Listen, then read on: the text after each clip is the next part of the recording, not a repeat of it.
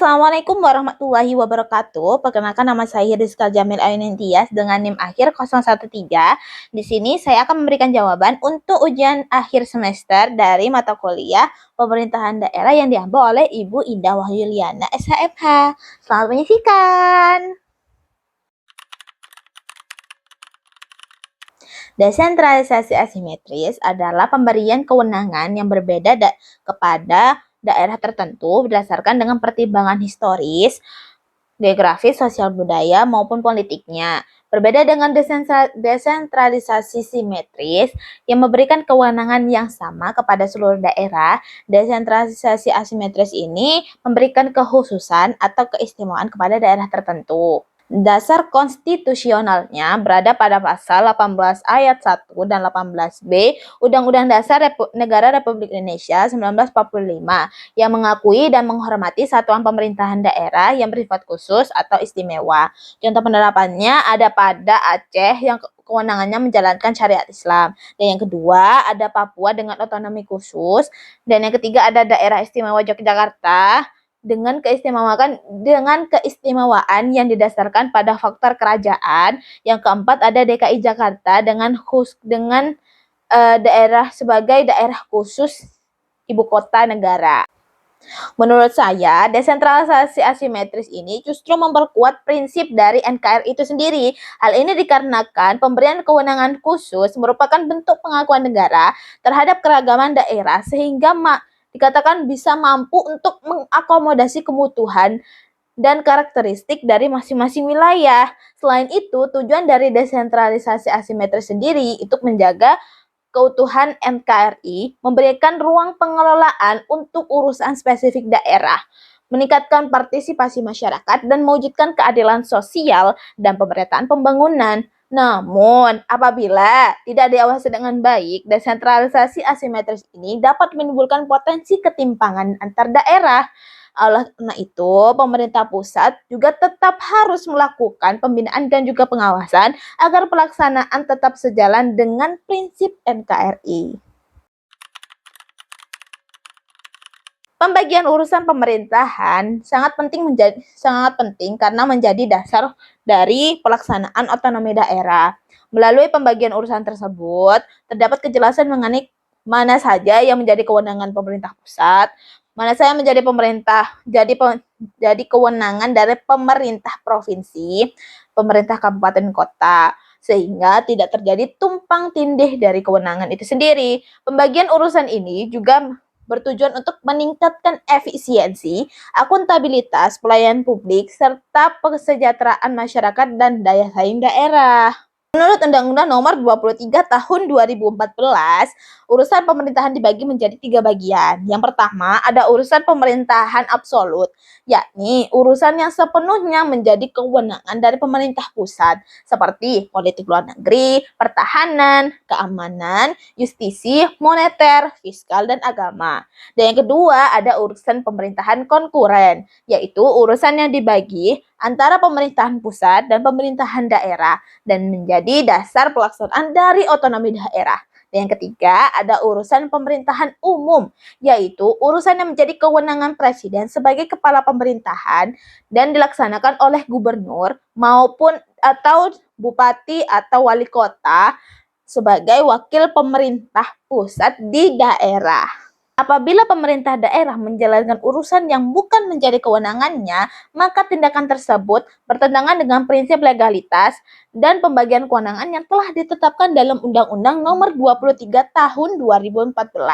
Akibat hukumnya antara lain ada kebijakan atau keputusan dapat dibatalkan. Yang kedua ada pemerintah pusat dapat melakukan pembinaan dan juga pengawasan. Yang ketiga ada kepala daerah dapat dikenai sanksi administratif sesuai dengan ketentuan peraturan perundang-undangan. Dan yang keempat, menimbulkan ketidakpastian hukum dan mengganggu penyelenggaraan pemerintahan daerah.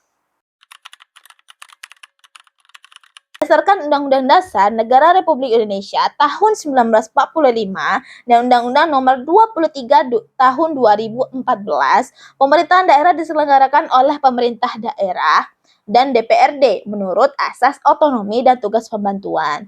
Yang pertama ada unsur penyelenggara pemerintah daerah yang ada kepala daerah dan DPRD. Kepala daerah di sini seperti gubernur yang ada di provinsi, bupati yang ada di kabupaten, wali kota yang ada di kota. Dan kepala daerah di sini juga dapat dibantu dengan wakil kepala daerah. Yang kedua ada DPRD. DPRD di sini ada DPRD provinsi, ada DPRD kabupaten kota yang memiliki fungsi untuk pembentukan perda, anggaran dan juga pengawasan. Yang kedua ada perangkat daerah. Yang di sini ada beberapa. Yang pertama ada sekretariat daerah yang dipimpin oleh sekretaris daerah atau biasa disebut sekda. Di sini sekretaris daerah membantu kepala daerah dalam penyusunan kebijakan dan koordinasi administrasi pemerintahan. Dan yang kedua, ada inspektorat daerah. Di sini ia melakukan pembinaan dan juga pengawasan terhadap pelaksanaan urusan dari pemerintahan daerah. Dan yang ketiga, ada dinas daerah. Di sini untuk melaksanakan urusan pemerintahan yang menjadi kewenangan dari daerah. Dan yang keempat, ada badan daerah. Di sini untuk menjalankan fungsi penunjang seperti perencanaan, keuangan, kepegawaian, penelitian, dan pengembangan. Yang kelima ada kecamatan. Yang di sini dibentuk untuk meningkatkan koordinasi pemerintahan, pelayanan publik dan pemberdayaan masyarakat desa ataupun kelurahan. Dengan begitu, struktur pemerintahan daerah terdiri atas kepala daerah dan DPRD sebagai unsur penyelenggara dari pemerintahan daerah yang dibantu oleh perangkat daerah dalam melaksanakan tugas pembantuan dan pelayanan publik.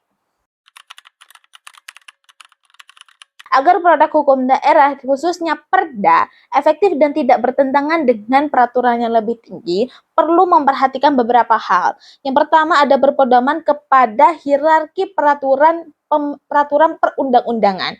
Perda harus sesuai dengan Undang-Undang Dasar Negara Republik Indonesia tahun 1945, Undang-Undang, Peraturan Pemerintah, dan Peraturan Presiden. Perda dilarang bertentangan dengan peraturan yang lebih tinggi, kepentingan umum, dan kesusilaan. Yang kedua ada disusun dengan berdasarkan naskah akademik atau NA. Penyusunan perda harus didukung dengan penelitian dan pengkajian yang memuat landasan filosofis, landasan sosiologis, dan landasan yuridis. Dan yang ketiga ada memperhatikan aspirasi masyarakat. Pembentukan perda harus mengakomodasi partisipasi masyarakat agar produk hukum yang dihasilkan bersifat responsif dan sesuai dengan kebutuhan daerah. Yang keempat, melalui perencanaan yang baik. Penyusunan perda harus masuk dalam program pembentukan peraturan daerah atau Propemperda, sehingga selaras dengan kebutuhan hukum masyarakat, rencana pembangunan daerah, dan sistem hukum nasional. Dan yang terakhir, melakukan harmonisasi dan juga sinkronisasi. Sebelum ditetapkan, perda harus diuji kesesuaiannya dengan peraturan yang lebih tinggi, agar tidak menimbulkan konflik norma atau potensi pembatalan di kemudian hari. Produk hukum daerah akan efektif apabila disusun berdasarkan kebutuhan masyarakat, didukung dengan naskah akademik yang baik, memperhatikan landasan filosofis, sosiologis, yuridis, melibatkan partisipasi publik, serta tidak bertentangan dengan peraturan perundang-undangan yang lebih tinggi. Dengan demikian, perda dapat memberikan kepastian hukum, kemanfaatan, dan juga keadilan bagi masyarakat daerah. Sekian dari saya. Terima kasih. Wassalamualaikum warahmatullahi wabarakatuh.